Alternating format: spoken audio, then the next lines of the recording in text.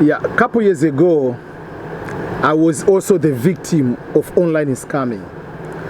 I believed myself, being African, I know all the tricks scammers use to scam people online. But I think I was not expert enough. I got scammed over 1,300 at one point, and all at once. So I want to share this story so that other people should be aware and take the online scamming very seriously. It works. It worked for me. Myself, I believe I know a lot of tricks scammers use, and I can identify this is a scam email, this is just some people doing crazy thing, whatever, just by looking from the wording. I can look just from the font, I can look from the email, where it comes from, and all those kind of things, which is obviously the normal tricks. I can be able to use them and identify. So I believed I was safe. Almost every single day you get an email, maybe about PayPal, Amazon, whatever. You purchase this one, change the email, whatever. There are so many things coming to you so that you can click. I don't click because I know how to go about, how to identify and distinguish between this one is a fake, this one is real, legitimate website, all those kind of things I know. But this kind of scam was a little bit different, went to the next level. And that's what I came to realize that I need to upgrade my games of understanding the scammers. So this is how it was. Apart from my normal work, on the side I usually do the translation or interpretation. So sometimes I go, you get a contract to go to the hospital. I'm giving an example. You can become, you can interpret conversation between a patient who speaks Swahili, doesn't speak English, with the doctor, or to the government building, or special appointments. And sometimes you can get a special assignment to translate or proofread a document. And I've done that since 2008, since I've been in the US. And I've worked with so many companies, and I worked with the federal government on so many projects. So I know negotiation, I know every single thing, everything I know. So, and usual myself, I prefer, one of the way I don't do assignment for any company which is not in the US. If a company is in Ukraine, a company is in Dubai, company is in let's say is in Germany, Turkey, Nigeria, South Africa, wherever, I don't deal with them. I just make it easier myself, so that one on the transaction becomes easier, the time is easier when we have back and forth, but also for the safety, because if you said you are a company, and let's say you are in Europe or you are in Africa, and I do your assignment, if you don't pay, what should I do? Nothing I can do. But in US, I know for sure, if I go to the comment and I post you there, there are some repercussion might happen. I can follow up, I can sue, I can do all these kind of things. So I know all these kind of things. So to be one of the safety way for me, also I don't work as a freelancer with the people or companies which are outside of the United States. Very few I can work with companies in Canada, because US and Canada, there are so many agreements together, so business agreements, so it becomes easier also to work with them. So one day I got someone, they asked me if I can work with their project, which was translating a document, which was a big document. So we negotiated the prices. It was okay. The company was in California. I live in California at that time. So everything was okay. We planned the dates, and we planned everything. So usually the scammers, they wanted to push quicker. So that is one of the technique. If there is a deal, they want you to finish everything right away before you change their mind. But this one, it was a project. It was so many words, so it took me more than 8 days to finish translating that big document. It was a big document and it was technical, so from English to Swahili. So that means these people, first of all, they went to the specific websites. There are certain websites which you must be a member so that you can get the contact of the interpreter. So they gave to you. So that means they went extra mile and then they do that. So everything went perfect. And they have the website and everything, whatever it is, which was okay. And if you call the number, you talk to American, not someone like with my accent, American with the born here. So that scam company hired some Americans to be there, but most of these Americans do not know that a company is fake, owned by people from Africa. I don't want to say which particular country because I'm not so sure, but I know the situation was, if for the original, it looks, when we did some digging, it was one of the West African country. So I don't need to mention the country, because not everybody from the country in Africa is a scam. No, there are so many good people in Africa, but there are few bad people who are putting the bad image of our continent here. So it's just like here in America, there are very good people, black people, there are very good white people, there are bad black people, there are bad white people, there are good white Mexican people, there are bad Mexican. So, but we don't want to generalize, oh, this race, or this continent, or this one is not, oh, this country is this way. No, it's just few individuals who want to do that way. So what happened was, I did the translation after 8 days. Usually you get paid after when you finish. I submitted the work. As we agreed on the day of that situation, then they sent me the check, which is a normal thing. All the companies I work with, they usually send you direct the check. I usually don't take the online deposit, like online the wire transfer. No. So usually most of these companies, they send you a check, which is a company's check.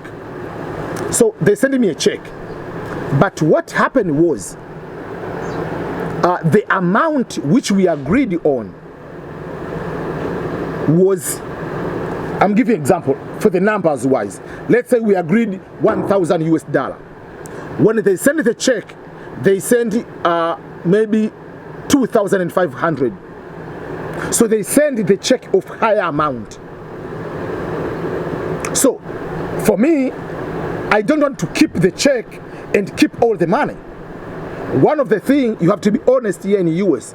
If you go to the store and someone maybe, they're supposed to give you a change, maybe $2, they gave you $10, you have to be honest. Okay, I'm sorry, you gave me more than the amount I'm supposed to get. It's a normal, not just in the US, everywhere, you have to be the honest. That is how I was raised by my parents, and that's how humanity is supposed to be. So, I communicated with that people, okay, the check you sent was higher than the amount. How can I pay you back? Oh, I said, no problem. What I can do, I can also send them the check of the extra amount, which that is the part of the scam. I didn't know that. But for me, I was more confident because I took that check and put it on my bank account, because it's a legit check. And the bank cleared the check that it was a legitimate check and the money went to my account.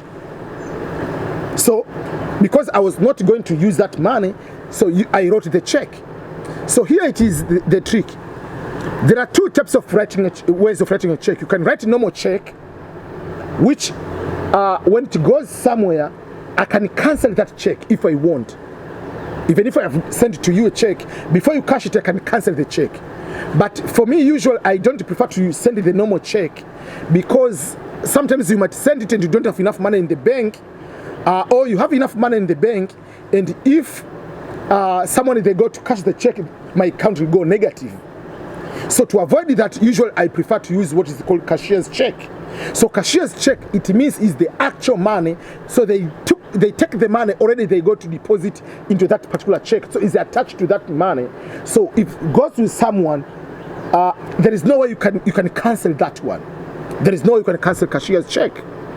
So I did a cashier's check, which is for me usually the safety way, that my account will never go negative. I assure the money has already gone to that particular check. So I sent that check through It was FedEx. Boom. I sent the check. But later, 2 days later, 2 days later, the bank told me there is a problem with that check. Looks like there is a suspicion with that check, so it will not be cleared. While already my account have already took about some of my money to send to them. So I went to the bank and I explained to them and I showed the contract and everything. So they communicated with headquarters. They said that check is a counterfeit, but it will not go against me because I didn't know and I work as a freelancer, so I've been scammed in that way.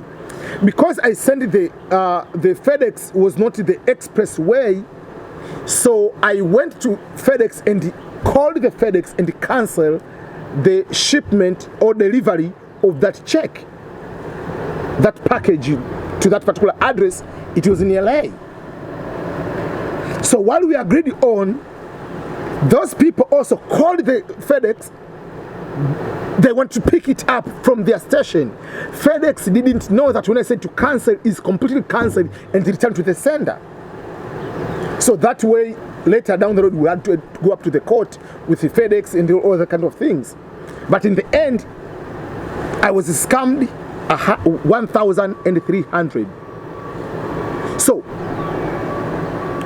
from that moment, I came to realize that there is another level of scamming, because it is easier when they say, oh, we are just paying you this amount, blah blah blah blah blah blah, and then they give you more money and they pay us this way, or send us through, they call iTunes or Amazon gift card. I know all those kind of scams, but this one, first of all, it is a professional contract.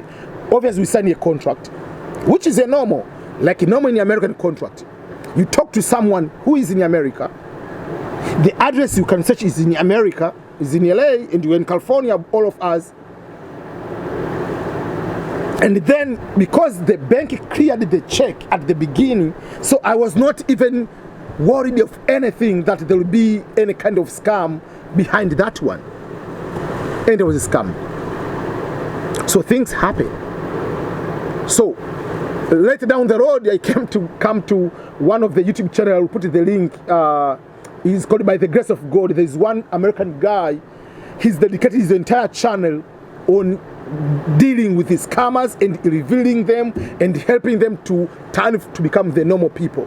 So I will share that their YouTube channel. You can be able to see how the scammers are doing their job and how you can be able to detect them. It is a very serious. I'm not affiliated with that YouTuber.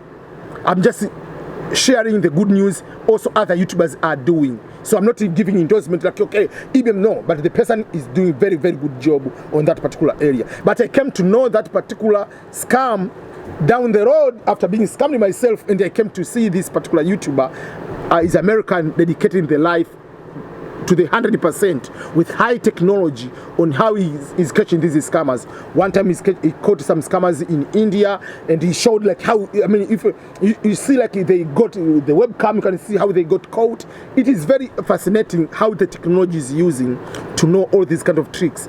So I learned a lesson, and I believe I will never be scammed again of any kind of level, because on any communication I usually extra careful nowadays more than ever. I don't care even if something has been cleared by bank or my account. I have to stay to be very confident for over a long time. And if you send me a check, you increase the money, I will tell you cancel it and send it again, or send it through the Cash App, because the money, you cannot send the fake money to Cash App. It comes to the real money, or send that to my PayPal. So there are so many other things usually happen. So that is my story about how I got scammed by a fellow African. I'm not mentioning the country, but I knew the country and all the information on how things happened until I got scammed, and it was a big lesson from that moment to today. So thank you so much, and that is my story about being scammed here in America by a fellow African. They didn't fear or feel, oh, this guy is our fellow guy. Oh, we don't care. What we want is the money. So it happens. Be careful.